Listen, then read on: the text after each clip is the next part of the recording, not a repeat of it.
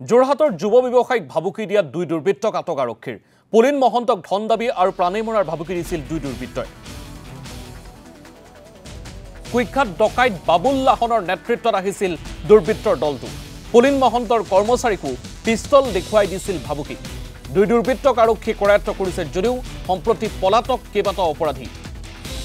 আমি পুনৰবাৰ উল্লেখ কৰিব বিচাৰিছোঁ, এক ভয়ংকৰ ঘটনা সংঘটিত হৈছে যোৰহাটত। এইবাৰ যোৰহাটত যুৱ ব্যৱসায়িক ভাবুকি দিয়া দুই দুৰ্বৃত্তক আটক কৰিছে আৰক্ষীয়ে।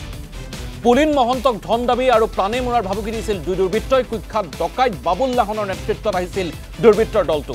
পুলিন মহন্তৰ কৰ্মচাৰীকো পিষ্টল দেখুৱাই দিছিল ভাবুকি।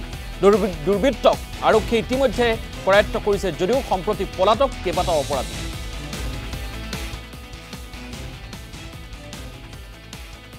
মানে মই আজি প্ৰায় 10 দিনমানৰ আগত মাখন গাঁতানী ভায়েক লীলাধৰ গাঁতানী তেখেতসকলৰ মেলেং কপাধৰা বজাৰৰ ওচৰত এটা মাটি ফিলিঙৰ চেণ্ট ফিলিঙৰ কাম আছিল।